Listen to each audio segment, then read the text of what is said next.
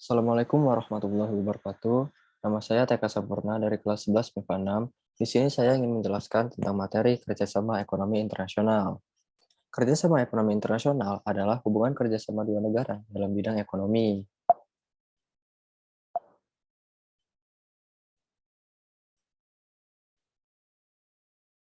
Faktor yang mempengaruhi kerjasama internasional, yang pertama yaitu letak geografis. Indonesia merupakan negara yang berada di kawasan Asia Tenggara.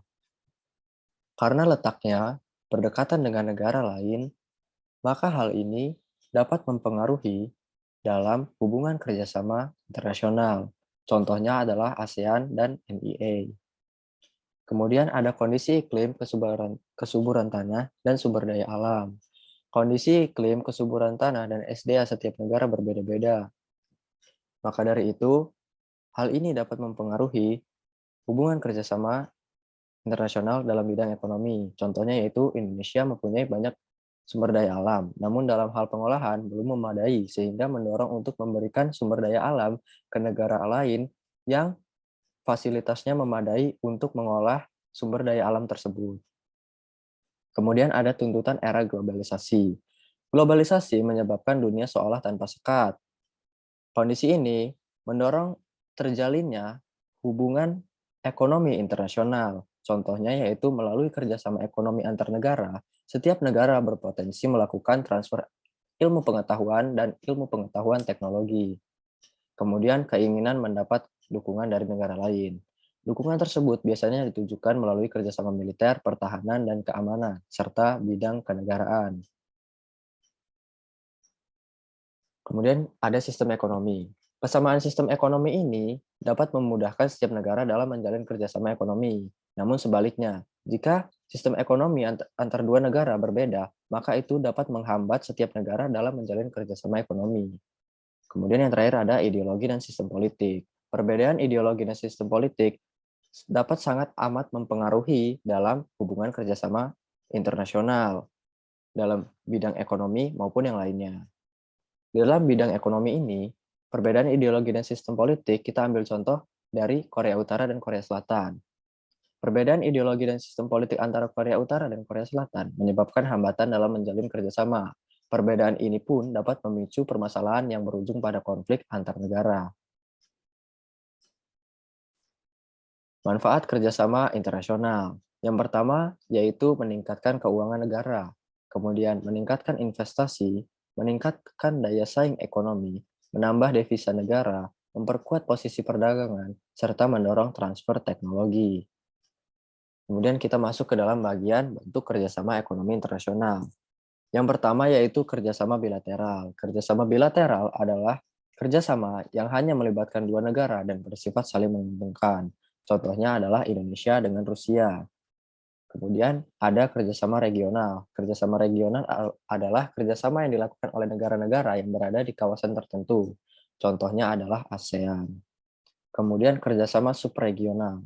Kerjasama subregional adalah kerjasama beberapa negara di subkawasan yang letaknya berdekatan secara geografis. Contohnya yaitu BIMP IAGA atau yang biasa disebut Brunei, Indonesia, Malaysia, Filipina, East Asian Growth Area, dan IMT, yaitu Indonesia, Malaysia, Thailand, GT, Growth Triangle. Kemudian ada kerjasama antar regional.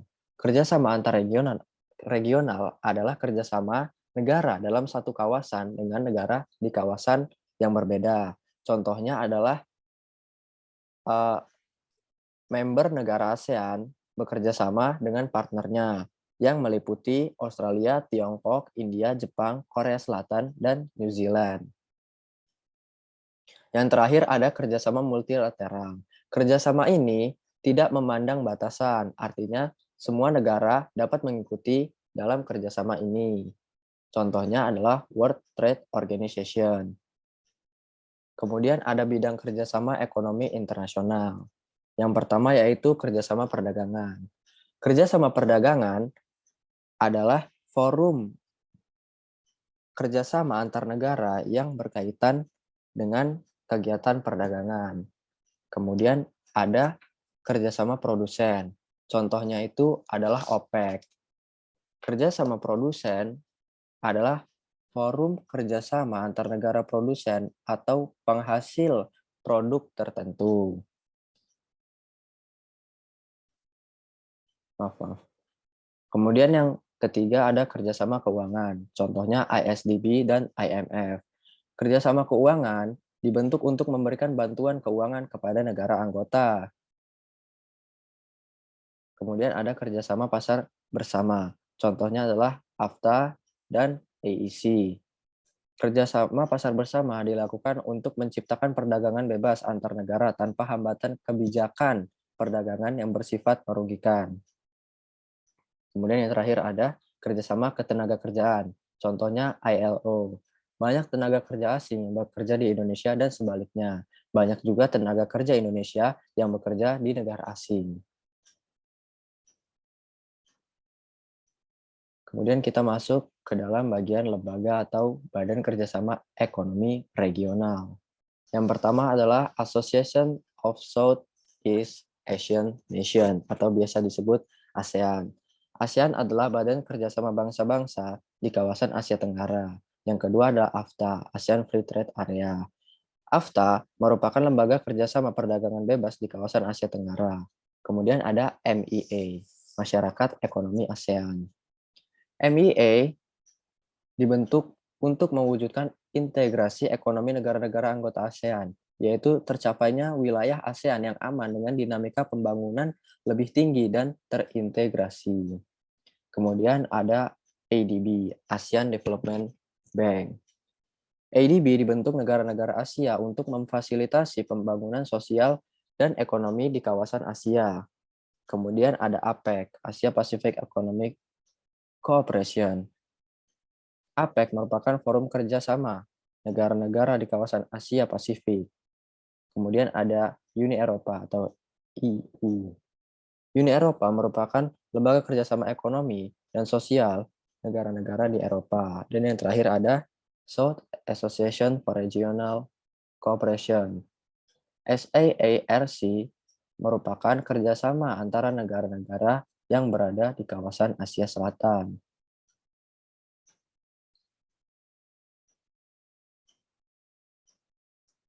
Kemudian kita masuk di bagian terakhir, yaitu lembaga atau Badan Kerjasama Ekonomi Internasional.